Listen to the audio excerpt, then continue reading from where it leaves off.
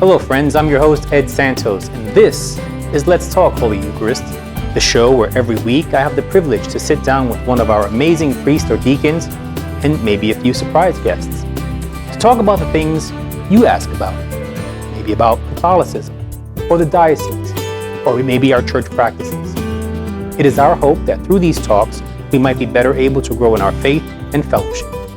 So what do you say? Grab your favorite cup of coffee or tea and let's talk Holy Eucharist.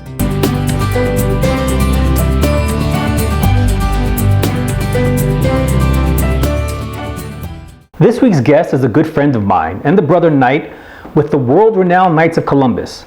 A past Grand Knight of the Marian Council, he brings with him a great amount of knowledge and information about the Knights, and this week we look to share some of that insight with you. It brings me great joy to welcome my good friend and brother knight, Mr. Pat Berea. Pat, welcome and thank you for joining me here today. Thank you, Ed. I'm very privileged to be here today. Thank you for having me. Oh, it's my honor. As a fellow Knights of Columbus member, I always look forward to the opportunity to share the good news of what it is we do as an order for our parish and for our community. So thank you again for being here. Thank you. Now, before we get into today's questions, I would like to note that as you are a parishioner of Holy Eucharist Parish, for about how long would you say?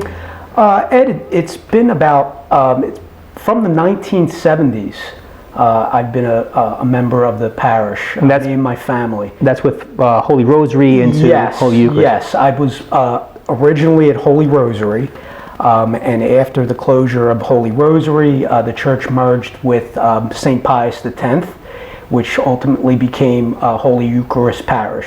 So it's fair to say you've been around a good long while then? Yes, I have. and in that time, you do serve the parish in other ways, is that correct? Yes, I do, Ed. I am an altar server and also a lector. Okay, and so our parishioners can also see you serving in those other capacities along with your duties of the Order of the Knights of Columbus. Correct. Okay, so what do you say we jump into the questions for today? Sounds good. Okay, our first question, it's kind of multi-part, so it's in keeping with what Knights of Columbus is and whatnot. So here's the question. Question number one. What is the Knights of Columbus? Who can become a member? And what do members of the Knights of Columbus do? Okay, well, Ed, the Knights of Columbus were founded in 1882 by Father Michael J. McGivney. And the order was founded in New Haven, Connecticut at St. Mary's Church. We are Catholic men who lead, serve, protect, and defend. We share the desire to be better husbands, fathers, sons, neighbors, and role models, and put charity and community first.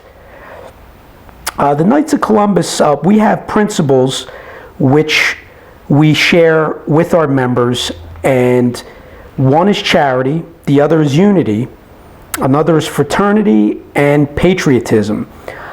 We have millions of members around the world. And becoming a member of the Knights of Columbus, our membership requires you to be 18 years of age or older, and you must be a practicing Catholic and also in union with the Holy See. And the Knights of Columbus accepts those men that are in good standing, of course, with the Catholic Church. What we do as brother knights, we follow our core values, and which are integrity, professionalism, excellence, and respect. And members conduct fundraisers for various charitable causes and volunteer countless hours of our time helping others in need. What we do for the parish, we provide assistance to the parish by volunteering, again, time to serve our church. And if our pastor requests us to do something, we will gladly help, and which we've done many times here at Holy Eucharist.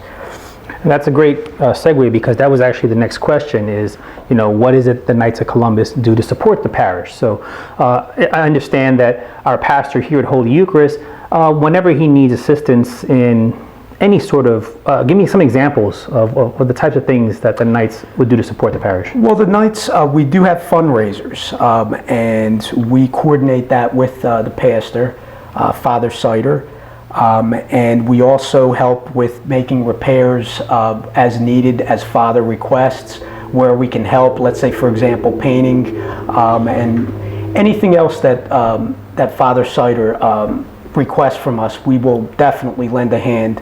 But we try to, incorporate the parish with the fundraisers that we do, and we really strive to have everyone involved.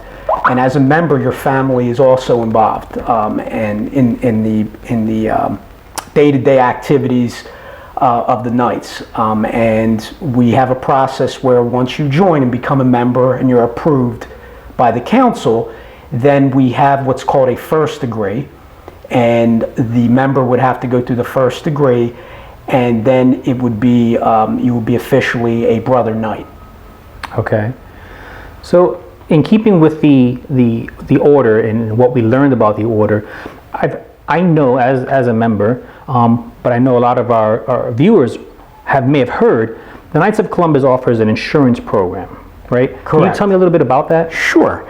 The Knights of Columbus insurance program is actually, once you become a member, you're contacted by an insurance agent who is also a brother knight. And we offer life insurance and also annuities and other various insurance products, which are a great benefit to our members. Okay. So if someone's interested in deciding whether or not they may want to join the Knights of Columbus, where can they turn for more information? Yes, if you'd like to become a member, you can actually contact our membership director, Sean Cordasco, and his email is cordascosean@yahoo.com, which is CORDASCOSEAN @yahoo.com. Or you can, if someone is interested in joining the Knights of Columbus, you can contact me, and you can give me a text or a phone call at 856-577-0482. Okay. Now, is there anything else that you can think of? Yes, actually, if someone is interested, if you're interested in joining the Knights of Columbus, a great resource is the national website, which is KofC.org. If you go on to the website, it will explain what the Knights, it'll go into further detail about what we're all about and how the millions of members across the world and what we do, and the charitable causes that we support. And we strive to help those in need, and that is that is something that we take great pride in. You mentioned earlier something about the fundraisers for charities. Are there any specific charities that come to mind right now that you can name? Sure. We have a disabilities drive, Alzheimer's drive. We also have a wheelchair drive where we actually buy, we have money that's allocated, donations that go directly for people that need wheelchairs, and in other countries as well. So we do that. We might have a hoagie sale at the church, at the parish, after each Mass. And we do raise money for many various charitable causes. So these are all very important fundraising efforts that the Knights of Columbus put forth, and it's important that organizations like the Knights of Columbus are out there doing these good deeds, because otherwise these beneficiaries would have to do without, right? Yes, absolutely, Ed. And the Knights, like I said, we pride ourselves in doing good for others, and we are committed to our church and our country.